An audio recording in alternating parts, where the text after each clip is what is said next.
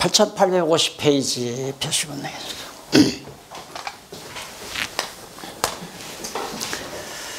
거룩한 성도의 생활.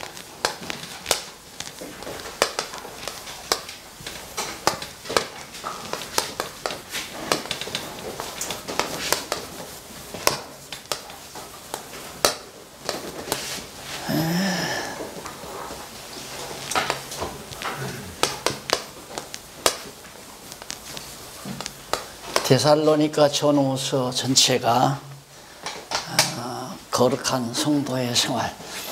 제가 이 데살로니가서 연구하고 그 결론 찾아서 제가 한 번 또 엄청난 해방감을 얻었던 아주 중요한 서신입니다. 원래 제 어린 시절 꿈이 성자가 되려고 했다고 했잖아요. 성자가 되려는 꿈이 이 말씀을 깨닫고 나서야 아하, 해결이 완전히 꿈이 이루어졌다라고 생각을 했습니다. 그건 내가 이룬 것이 아니라 하나님께서 성령께서 이루어 주셨다라는 얘기죠. 다시 말해서 성도들이 거룩한 생활을 하도록 성령이 이끌어 가신다. 그 출발은 진리를 깨닫는 데서부터, 복음 진리를 깨닫고 확증하는 데서부터 성령께서 이끌어가는 거죠. 그래서 우리 목사님들은 가장 그 출발점, 복음 진리의 확증을 성도들이 가지도록 가르치고 지도하는 일로부터 시작이 된다. 진리를 깨닫지 못하면, 복음 진리를 깨닫지 못하면 결국 거룩한 생활도 불가능해진다. 제가 오전 시간에 그런 말씀 드렸죠. 지나고 나서 제 과거를 이렇게 생각을 해보니까 젊은 날에 말씀이 조금 깨달아지니까, 진리를 깨닫고 보니까 내가 그것을 내 성공의 도구로, 이것을 잘 가르치면 쉽게 말하면 인기도 있겠고 또 교회도 잘 될 것 같고, 그래서 이제 그 진리를 내 생활의 도구로, 그렇게 진리를 내가 이용하는 방편으로 그렇게 삼았다. 그런데 정말 좀 더 깊이 깨달아가 보니까 이용을 하는 게 아니라 나 스스로가 완전히 진리에 빠져버리더라. 너무 좋으니까, 너무 분명하고. 그래서 모든 다가오는 갈등 문제가, 인간은 머리에 갈등이 있으면 괴롭잖아요. 불행한 거고. 갈등이 다 사라져가니까 어떻게 거기에 안 빠질 수가 없어요. 자꾸 진리 속에 펑 빠져버리더라고요. 그래서 정리를 좀 하고 나니까 이제 지금쯤 나이에서는 완전히 이제는 완전하다기보다 말씀에 의해서 완전히 사로잡힌 바 돼서 결국 진리에 쓰임받는 도구가 되더라. 내가 완전히 진리가 내 모든 생각도 행동도 지배해 가더라. 그러니까 내가 거룩하게 되는 게 아니라 성령께서 진리의 말씀을 통해서 나로 하여금 부족하지만, 아직도 부족하지만 거룩한 삶을 살아가게 하신다. 이것이지 데살로니가 전후서에 나타나는 귀한 내용입니다. 한번 보십시다. 거룩한 생활의 요소가 있어요. 첫째는 데살로니가 전서는 거룩한 생활의 요소고요. 후서는, 데살로니가 후서는 거룩한 생활의 실제입니다. 너무 쉽잖아요. 전서는 요소, 후서는 실제. 원리라고 해도 돼요. 원리. 거룩한 생활의 원리, 요소죠. 어떤 요소에 의해서 실제로 거룩한 생활이 해져간다. 이것이 이제 전서에 나와 있고, 후서는 바로 이제 실제 문제가 나와 있고. 우선 전서 보면은 1장에서 2장까지 이쪽 51페이지에 보면 한쪽 가로, 양쪽 가로 1번 믿음의 행위 계속 나와요. 믿음의 행위.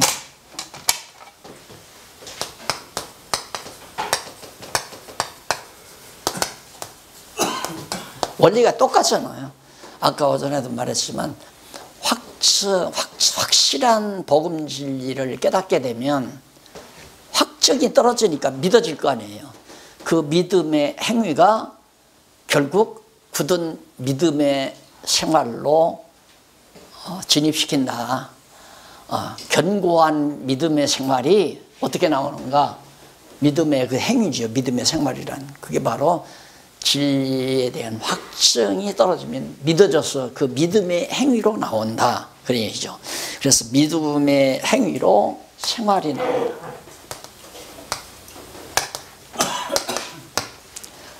자, 이것이 1장에서부터 2장 바로 16절까지.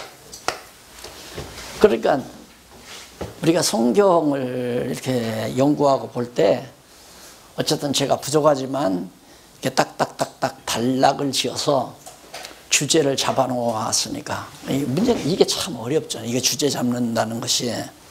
그래서 그 왜 신문을 만들 때도 어떤 사건이 딱 일어났으면 그 사건 기사를 쓸 때 그걸 잘 딱 독자들이 읽고 딱 감각이 오도록 그 주제를 잡는 건 그지 참 뭐 그만큼 은사가 있어야 그 일을 하잖아요.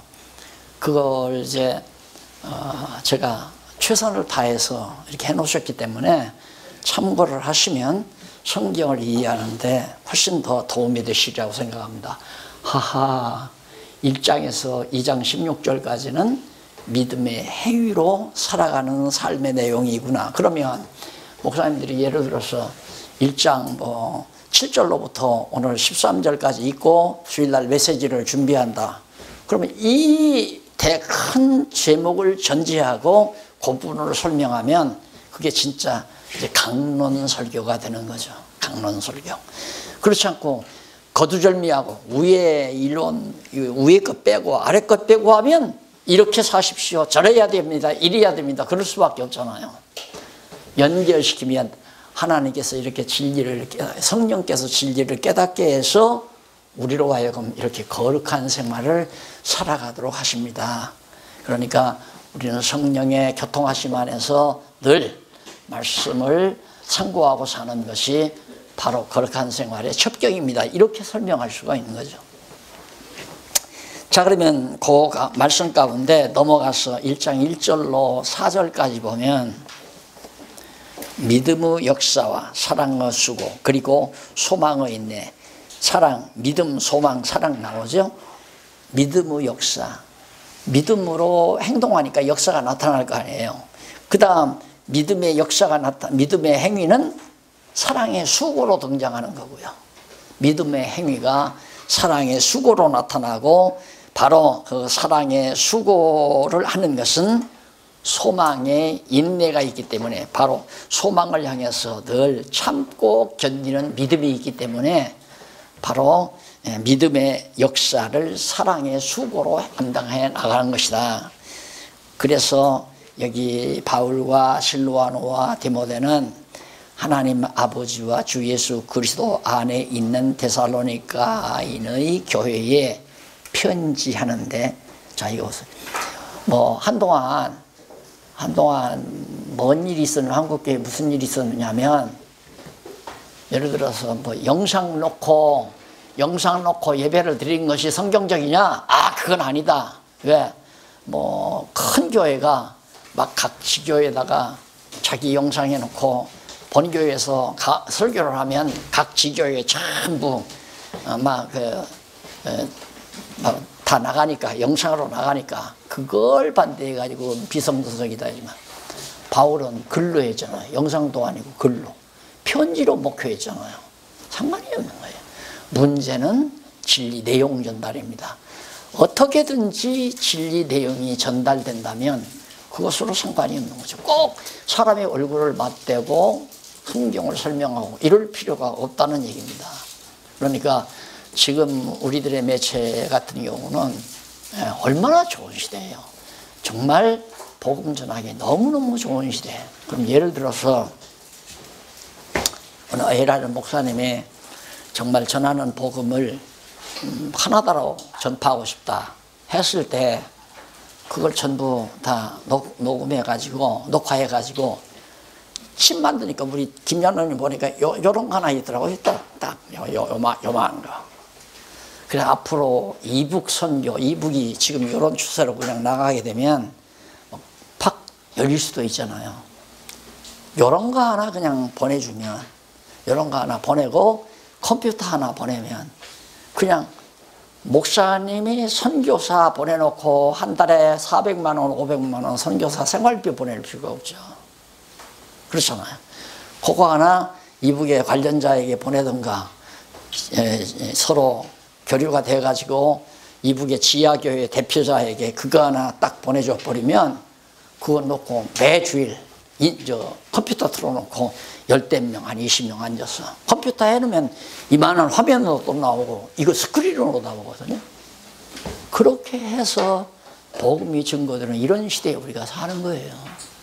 그러니 뭐 신학교니 뭐니 자격증이니 안수를 받고, 이거 다 옛날 구닥, 이거 또 오늘 또 충격적인 얘기한다. 그게 뭐가 그렇게 대단히 중요합니까? 그거 다 의식인데, 형식이고 하나의 정치적 제도고, 문제는 내용입니다. 정확하고 분명한 복음 진리를 전파할 수만 있다면, 그거 놓고 뭐 본인이 직접 녹화해도 되잖아요. 본인이 강의하면서 카메라 한 대 놓고 그냥 해서 그걸 놓고 작업해서 보내면, 보내는 곳마다 교회가 되는 거죠. 보내는 곳마다.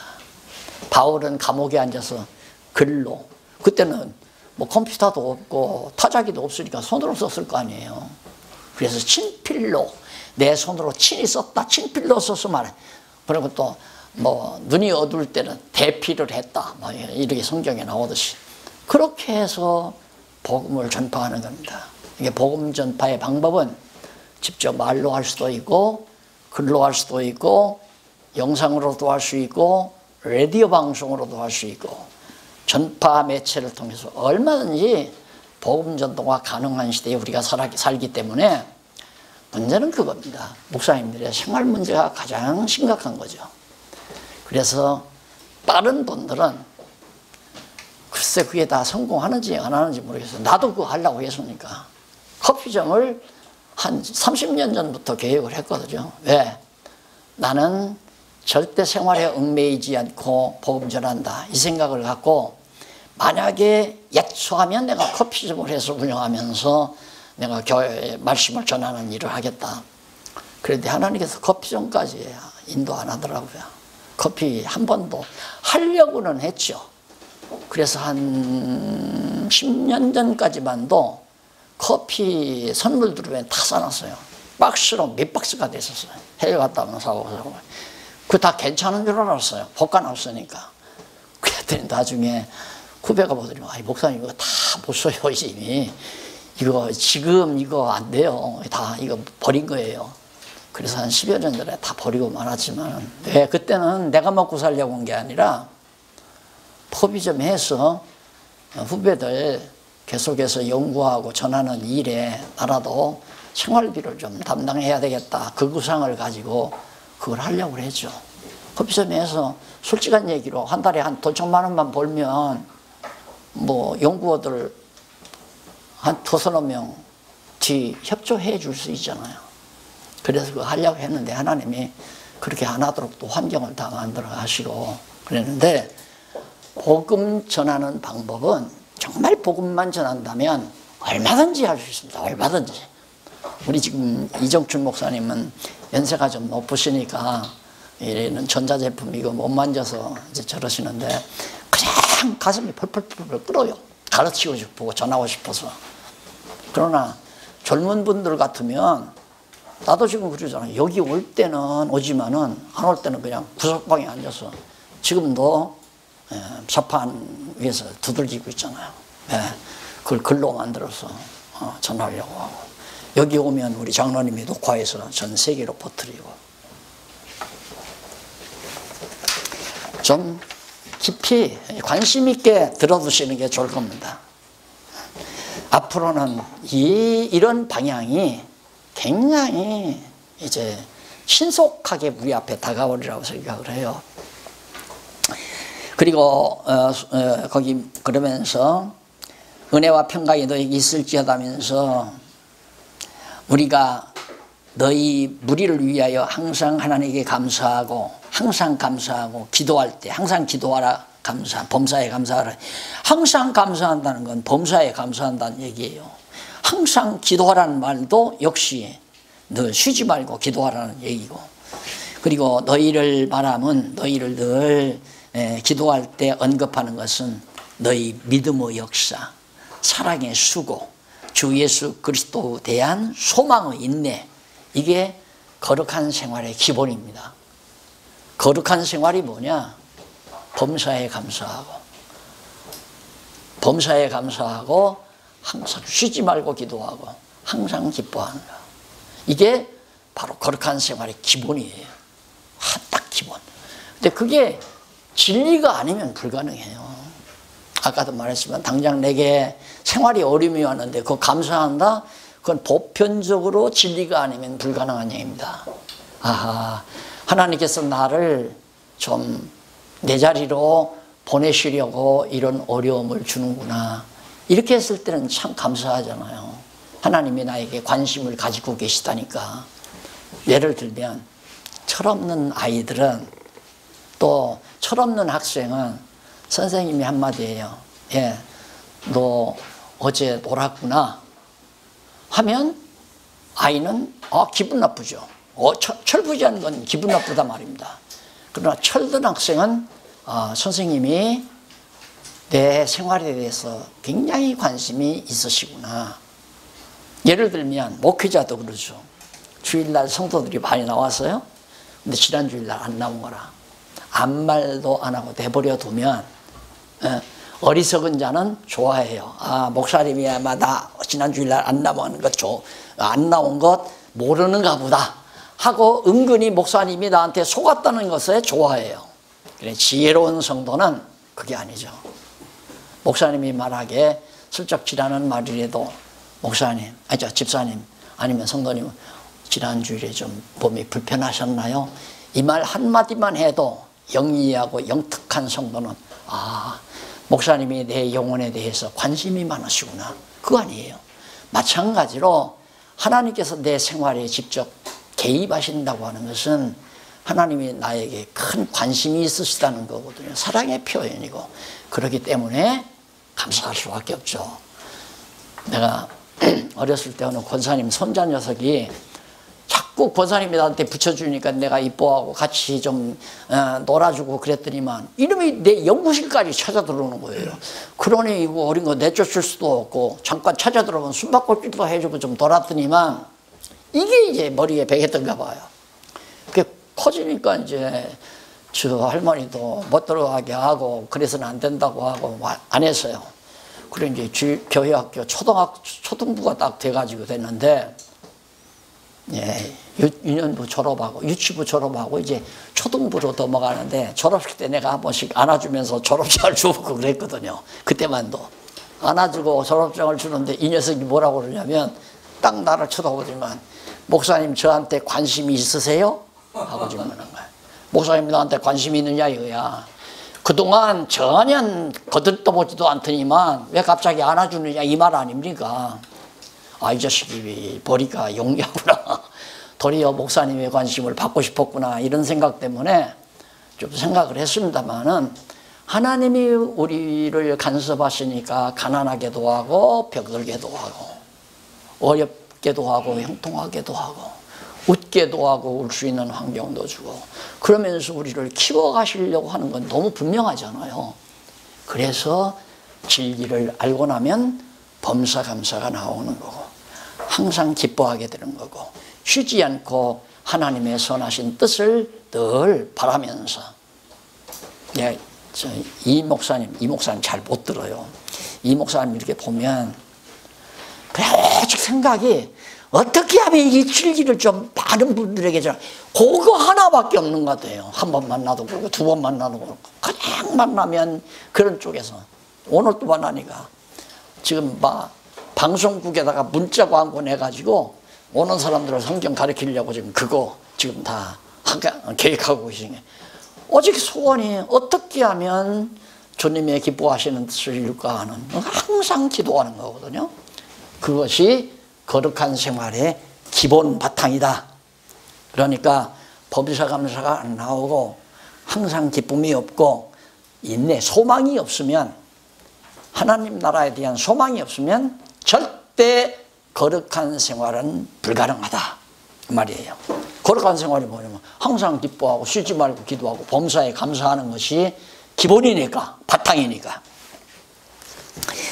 자, 그 다음에 이제 믿음의 역사와 사랑의 수고와 우리 주 예수 그리스도에 대한 소망의 인내를 우리 하나님 아버지 앞에서 쉬지 않고 기억하기 때문에 내가 너희들을 기도할 때마다 너희를 언급한다. 골로새 교회 성도들 너희를, 그래서 내가 늘 기도할 때마다 너희들을 언급한다 하는 것으로 일단 서신의 인사를 지금 마무리합니다. 내가 왜 편지를 하고 기도할 때마다 너희를 잊지 않고 언급을 하는가? 거룩한 생활의 기본을 너희들은 가지고 있다. 그러니 내가 어떻게 잊을 수가 있느냐 그 말이죠. 자, 1장 5절로 10절에 보면 거기는 주를 본받아 신자의 본이 되어 강림을 기다리며 생활한다. 그러니까 소망의 인내죠. 소망의 인내. 주님의 강림, 예수 그리스도의 재림이 유일한 소망 아니에요? 우리의 소망. 물론 영원한 하나님의 나라에 주님 재림하시면 우리를 영원한 하나님의 인도하시니까. 그런데 이것도 또 마찬가지죠. 여기도 보면 주를 본받아 그러잖아요. 주를 본받아. 그런데 이 주를 본받는다는 말을 모든 사람들은 내가 억지로 수양을 해서 내가 내 생활을 억지로 의지적 노력으로 예수님 닮아가려고 노력하는 그런 쪽으로 사람들이 생각을 해요. 그러니 그게 얼마나 어려워요. 불가능해요. 절대 불가능해요. 그러니까 위선이 나올 수밖에 없죠. 내가 예수님 닮은 것처럼. 그래서 책도 나왔잖아요. 그리스도를 본받아라는 책. 아마 많이 팔렸을 거요. 나 어렸을 때 책이니까. 그리스도를 내가 어떻게 본받아요? 범한다는 얘기죠. 그리스도의 몸이 되면 그리스도를 본을 안 받을 수가 없어요. 머리가 그렇게 나로 하여금 하게 하니까. 안 그래요? 남 미워하지 않는 것도 내가 미워하지 않는 것이 아니라 머리 대신 그리스도가 미워할 마음을 안 주니까 미워하지 않는 거고, 항상 기뻐하는 것도 머리가 항상 기뻐하게 하니까 기뻐하는 거고, 범사에 감사하는 것도 머리가 그렇게 감사하게 하니까, 그래서 하게 하는다. 이게 바로 장로교, 기독교 윤리학의 핵심이에요. 머리 대신 그리스도가 하게 하신다. 기독교 윤리학의 핵심을 우리는 해결하고 있는 거 아니에요. 우리 노력으로 되는 거 아니에요. 우리 노력으로 되려니까 깊은 산중에 가서 밥도 굶어보고 철야하면서 기도도 해보고 울기도 해보고 별짓 다 하지만은 그걸로 안 되더라니까. 그래서 나는 그 찬송 지금 대부분 많이 안 부르더라고요. 울어도 못하네, 힘써도 못하네, 믿으면 하겠네. 이 찬송 나오죠. 울어도 못하네. 안 돼요. 울어도 안 되고, 그 다음에 힘써도 안 되고. 내가 젊은 날 다 해봤잖아요. 거룩하게 살아보려고 아무리 했어도 필요 없어요. 안 돼요. 믿으면 한다. 그러니까 믿음의 행위로는 가능하다. 믿음. 하나님께서 성령 감독해서 진리를 믿게 하고 진리가 확증이 되니까 바로 그 진리의 능력, 말씀의 능력이 나를 믿음의 행위를 하게 만든다. 그 믿음의 행위가 뭐냐면 바로 범사에 감사하고 항상 기뻐하고 쉬지 않고 하나님의 선하신 뜻만이 이루어지기를 위해서 기도하는 것. 이게 이제 거룩한 생활의 귀한 믿음의 행위거든요. 믿음이 있어야 그렇게 된다. 또 너희는 많은 환난 가운데서 거의 이런 것이 아니요 오직 능력과, 그러니까 이는 우리 복음이, 우리가 전한 복음이죠. 우리 복음이 말로만 너희에게 이런 것이 아니요 오직 능력과 성령의 큰 확신으로, 여기서 능력과 했는데 능력이 따로가 아니에요. 성령의 능력과 큰 확신으로 이렇게 번역이 돼야 맞는 얘기죠. 그런데 능력을 앞에 놓고 거기다가 와해서 마치 능력이 따로 있고 성령의 큰 확신, 성령의 능력에 의한 큰 확신, 이렇게 정리를 하시면 될 겁니다. 우리가 너희 가운데서 너희를 위하여 어떠한 사람이 된 것은 너희 아는 바와 같으니라. 바울이 그러니까 성도들에게 내가 어떻게 살았느냐, 복음 때문에 어떻게 너희 가운데서 살았는가를 너희가 눈으로 보지 않았느냐 이거예요. 그러니까 그러면서 이와 같으니라, 너희가 본 바와 같다 그러면서 너희는 많은 환난 가운데서 성령의 기쁨으로 도를 받아 진리의 말씀을 받아 우리와 주를 본받는 자가 되었다. 바울도 본받고, 그러면 나를 본받으라 이 말이 자기가 주체가 아니에요. 그리스도를 본받은 나를 본받으라. 그리스도를 본받은 나를 본받는 건 나와 그리스도를 본받는 거나 똑같잖아요. 할아버지를 본받은 아버지가 너는 나를 본받으라 그러면 손자가, 아들이 아버지를 본받으면 할아버지를 본받는 것이 되잖아요. 할아버지가 정말 청빈한 생활을 했어요. 그런데 그걸 본받아 아버지도 청빈한 생활을 했어요. 근데 아버지를 본받아 또 청빈한 생활을 아들놈이 해요. 그러면 아들은 아버지와 할아버지를 본받는 것처럼 여기도 바울과 하나님을 본받는 자들, 주를 그리스도를 본받는 자들, 바로 그런 의미에서 하는 얘기입니다. 결국은 바울도 머리 대신 그리스도를 본받아 살았다는 건 그리스도의 지체로 살았다는 얘기고, 또 바울이 자기와 주를 본받으라는 말은 그리스도의 지체로 살라는 얘기다. 그렇게 정리를 하면 됩니다. 그래, 본바와 우리와 주를 본받는 자가 되었으니 그러므로 너희가 마게도냐와 아가야 모든 믿는 자의 본이 되었느니라. 바울은 예수를 본받고 그리스도를 본받은 바울을 또 고린도 교회 성도들을 본받고 고린도 교회의 본을 아가야 지방의 성도들이 본받고, 이 대를 물려가는 것이 아니라 결국은 궁극적으로 다 모두가 그리스도를 본받는 생활이다, 그런 뜻이에요. 그래서 우리가 가르치는 것은 이론만 가지고 안 됩니다. 이론으로만. 그렇게 바울이 그러잖아요. 말로만 전해진 것이 아니라 나의 생활로 너희에게 본이 돼서 전해졌다. 뭐가? 복음 진리가 믿음의 행위로 너희에게 복음이 전해졌다, 그런 뜻이에요. 그러니까 거룩한 생활은 그렇게 아까 말했듯이 완전히 기본, 범사에 감사하고 항상 기뻐하고 쉬지 않고 기도하는 그런 생활 자체가 바로 이렇게 믿음의 행위로 나타나서 이거 이 성도들에게 눈으로 배울 수 있는, 이게 강력한 하나의 교육입니다. 그래서 하나님께서도 욥을 그랬죠. 욥이 한 번 정말 폭삭 망했다가 회복되더니만 욥의 입에서 무슨 고백이 나오느냐면, 내가 과거에는 하나님의 말씀을 듣기만 하였었네, 귀로만 들었었더니 이제는 하나님을 내가 눈으로 봅니다. 그만큼 확실하다 이거죠. 그러니까 성도들을 가르치는 목사님, 지도자들은 말로는 누가 못해요. 청산유처럼 그냥 다 달달달달, 아나운서들처럼 원고대로 그냥 달달달달 이럴 수는 말만 잘하면 다 가능한 거죠. 그것 가지고만 하죠.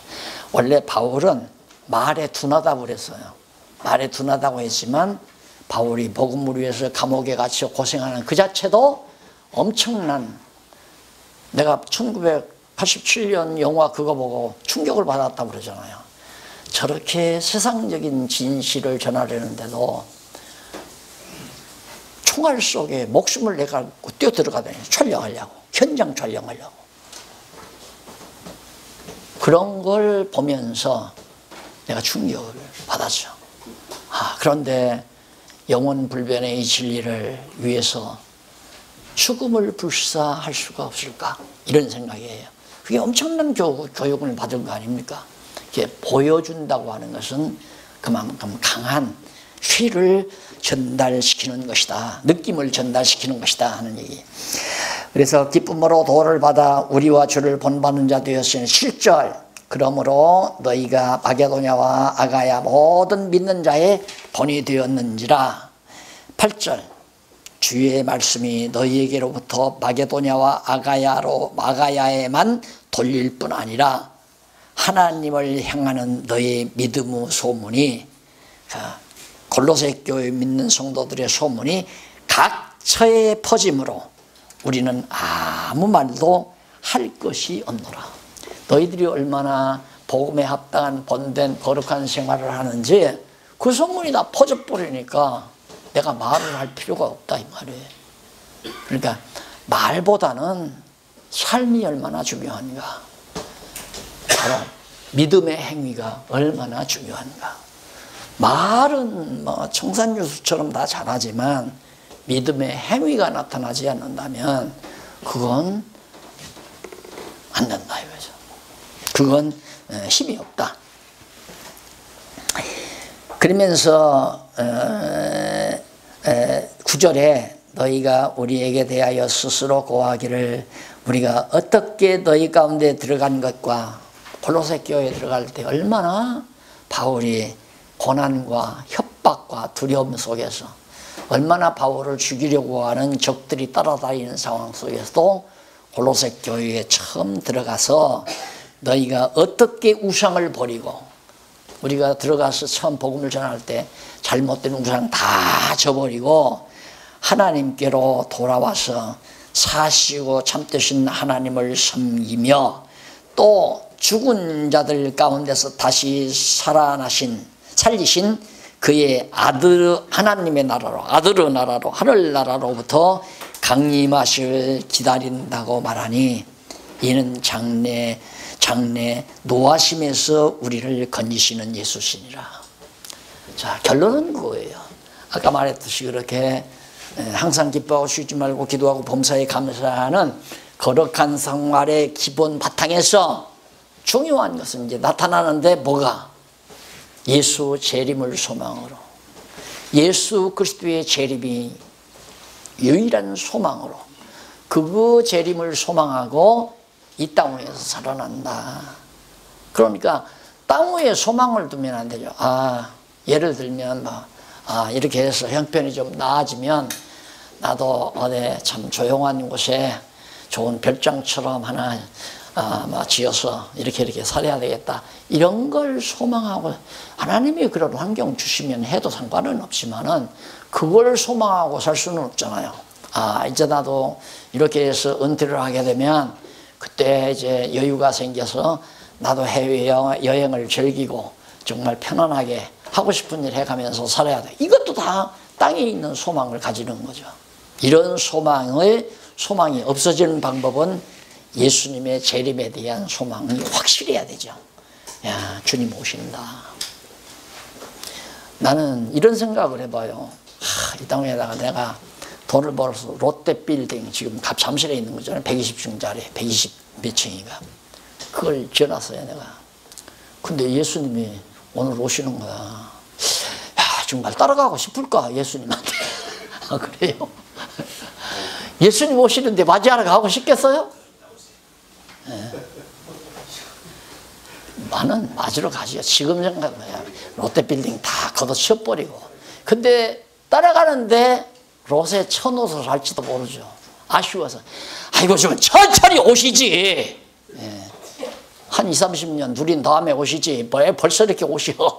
오실지도 모르잖아요. 그래서 그리스도의 재림을 소망한다는 것은 참 거룩한 생활에, 이것도 초점이에요. 내가 어떻게 거룩한 생활이 가능한가? 재림이 믿어져야 되죠. 예수님 재림하신다. 반드시 재림하신다. 넘어가서 2장 넘어갑니다. 2장 1절로 5절에 보면 복음 전파의 동기와 방법에 따라서 탈을 쓰지 않고 생활했다. 제가 아까 말씀드린 대로 유임식 한다고 뭐 노예 와서 뭐 노예 총회에서 동원해 할 때 답사하라고 한 것이 아무것도 의지하지 아무것도 기대하지 말고 거짓말 안 하고 성경대로 가르쳐 주는 거 이 하나만 기대해 주십시오. 모든 최선을 다해서 성경을 성경대로 잘 파악해서 속이지 않고 거짓말하지 않고 사실대로 꼭 가르쳐 드리는 거 이거 하나만은 기대해 주십시오. 바로 여기에 그게 나와요. 형제들아, 우리가 너희 가운데 들어감이 헛되지 않은 줄을 너희가 친히 알고 있다. 아, 바울 그때 우리 이 지역으로 와서 복음 참 잘했어. 복음 잘 전해주셨어. 우리가 바울이 아니었다면 어떻게 지금 이 복음을 깨달아? 이걸 너희들이 다 알고 있지 않느냐? 그러면서 너희 아는 바와 같이 우리가 먼저 빌립보에서 왜 자주장사 해변가에서 만나서 빌립보 교회 세웠잖아요. 그 다음에 고린도로 간 거죠. 골로새로 간 거거든요. 이게 빌립보에서 고난과 능욕을 당하였으나 우리 하나님을 힘입어 많은 싸움 중에 하나님의 복음을 너희에게 말하였노라. 그러니까 빌립보 교회에서 환난이 없다면 바울도 사람인지라 그냥 거기서 머물러 있을 수도 있겠죠. 안 그래요? 근데 안 돼요. 하나님이 막 그냥 죽이려고 하는 사람 따라 붙여요. 왜? 바울 이리저리 가라고. 그러니까 그 사도행전에 보면 바울의 선교 여행지라는 건 바울이 여기 들려서 일로로 가고 여기서 한 3일 있다가 일로로 가고 이런 계획으로 그렇게 된 게 아니에요. 딱 갔는데 뒤쫓아다녀요. 죽일 사람이. 도망치면 도망쳐서 가 머무는 곳이 선교지예요. 그렇게 다녀서 아세아 7교회도 세워졌고 마게도냐도 세워졌고 아가야도 세워졌고 전부가 다. 그러니까 빌립보에서 어려움을 당하고 쫓겨서 너희에게 간 것이다. 지금 그 얘기예요.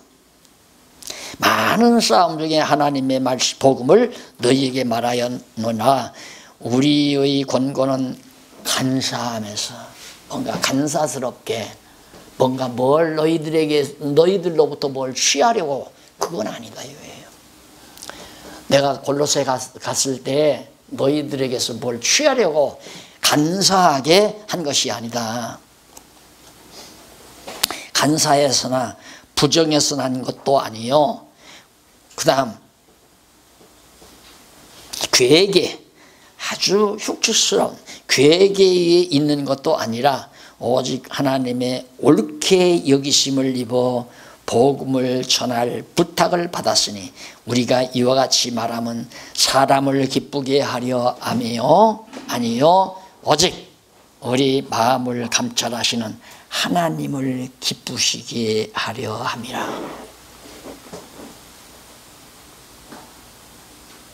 전파자는 복음을 전달자는 저 사람이 좋아하느냐 안 하느냐 따질 필요가 없어요. 그냥 사실대로 듣거나 말거나 아까 어느 분이 그러더라고요. 듣거나 말거나 그걸 오해하시는데 내가 말하는 듣거나 말거나 나는 반대를 하든지 찬성을 하든지 그 상관없고 좋아하든지 안 좋아하든지 상관이 없어요.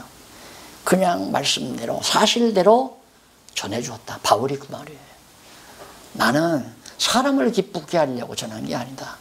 사람을 기쁘게 하고 즐겁게 하려고 전한 게 아니라 하나님의 말씀 듣거나 말거나 좋거나 안 좋거나 관계없이 나는 사실대로 전했다.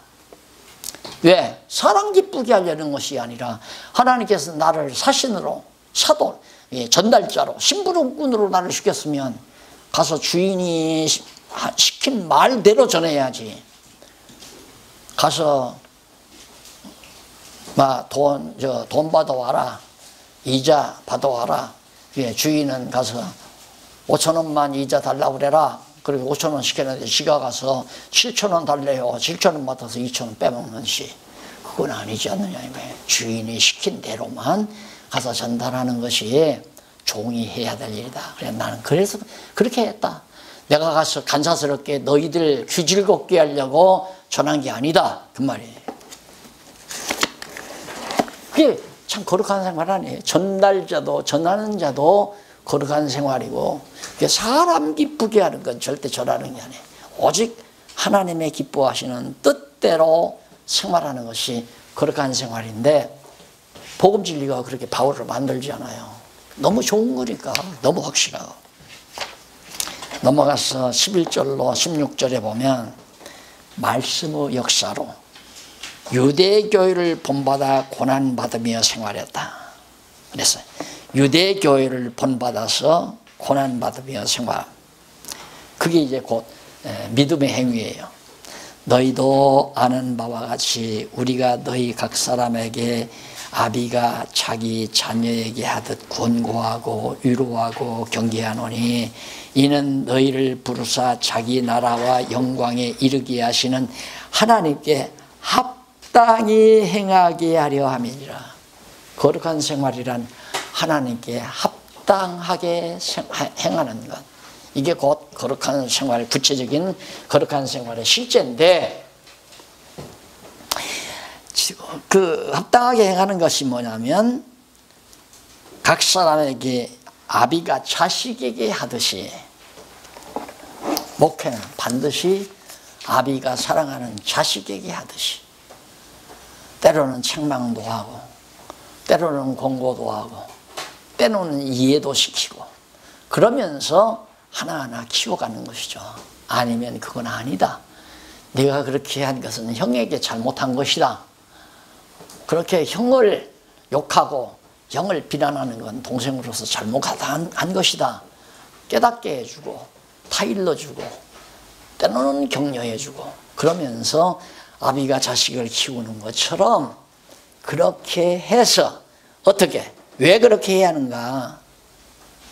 하나님께 합당히 행하게 하려고 그렇게 한다. 그러면서 13절, 이러므로 우리가 하나님께 쉬지 않고 감사하면, 여기도 역시 항상 감사, 범사에 감사, 쉬지 않고 감사하는 건 범사에 감사하는 거예요.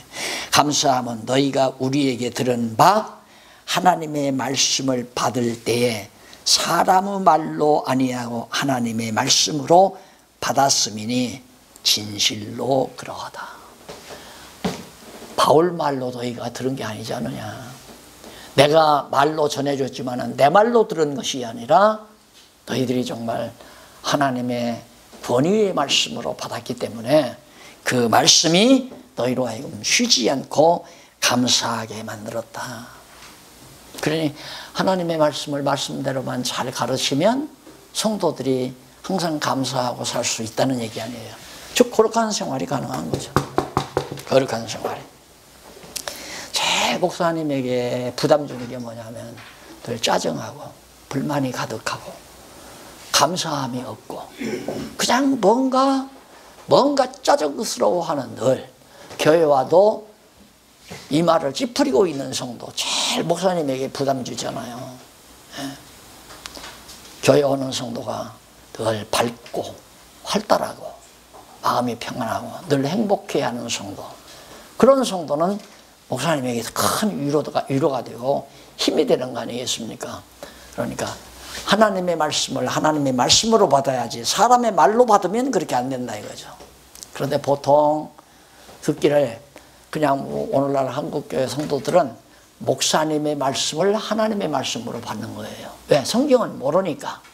그러니까 목사님이 무슨 말을 하든지 하나님의 말씀으로 받으니까 목사님 말씀에 순종하려고 하는 걸 그대로 묵인하고 목회를 해가는 경우가 많죠. 왜 그러는가? 성경은 잘 모르니까. 성경은 잘 모르니까 그냥 목사님이 상식적으로, 또한 철학적 사고에 의해서 좀 철학적인 지식이 있으면 논리적으로 잘 꿰맞춰가지고 그럴듯하게 조직설교, 논리적 조직설교를 하는 거고, 그렇지 않으면 그냥 간증설교, 그냥 누가 이랬고 이렇게 하니까 하나님의 축복에서 잘 살고, 우리가 정말 늘 하나님의 축복받아 살아야 이렇게 살아야 되고 저렇게 살아야 되고, 그런 아주 근거도 없는 말들을 그냥 말을 해도 일반 성도들은 그걸 하나님 말씀으로 받는다. 목사님이 하시는 말씀, 하나님의 말씀. 이게 큰 지금 폐단이죠. 무엇보다도. 그러면서 형제들아 14절 너희가 그리스도 예수 안에서 유대에 있는 하나님의 교회들을 본받은 자 되었으니 유대에 있는 유대 나라에 있는 하나님의 교회들을 저희가 유대인들에게 고난을 받음과 같이 너희도 너희 나라 사람들에게 동일한 것을 받았느니라. 그러니까 유대 땅의 교회들이 예루살렘 교회도 마찬가지예요. 예루살렘 교회가 유대인 교회거든요. 유대인을 중심으로 해서 세워졌으니까 얼마나 핍박이 심했습니까? 저보다 죽이고 야고보도 그때 죽은 거고 스데반도 그때 돌 맞아 죽고 이런 무서운 핍박. 유대인 사도였던 베드로는 감옥에 갇혔다가 풀려나고 이런 엄청난 핍박이 와도 잘 참고 견딘 것처럼 너희도 너희 나라 백성들에게 예수 믿는다고 예수 그리스도를 믿는다고 핍박받고 조롱받았지 않느냐. 그래도 끄떡없이 참고 견딘 거. 그게 거룩한 생활이에요. 참고 견디게. 뭐가? 진리가 참고 견디게 만든 거죠.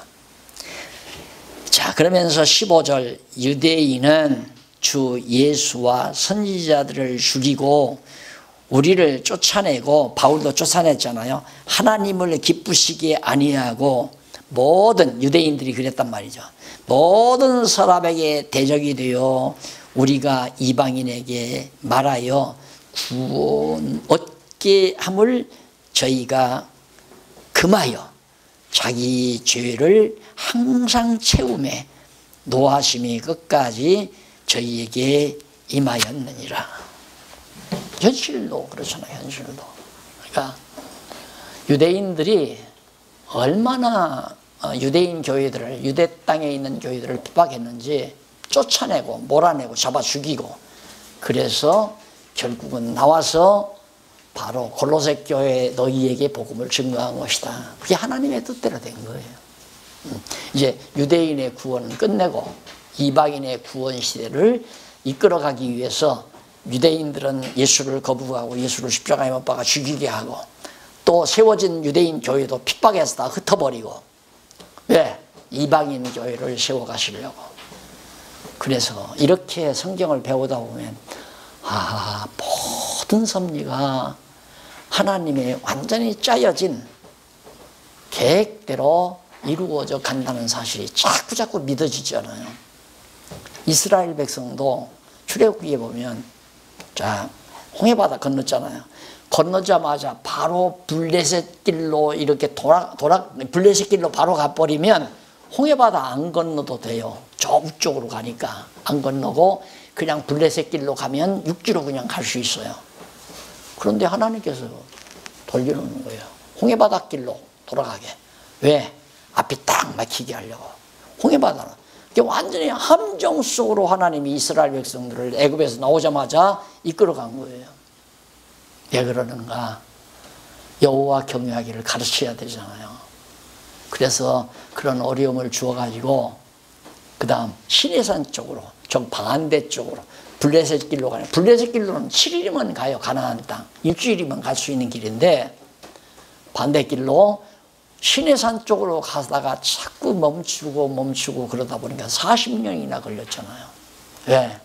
40년이란 긴 텀을 통해서 시간적 텀을 통해서 여호와 경외하기를 가르치시려고 그런 철저한 계획하에서 해가지고 40년 동안 처음에 애굽에서 나올 때 양식 좀 가지고 나왔죠.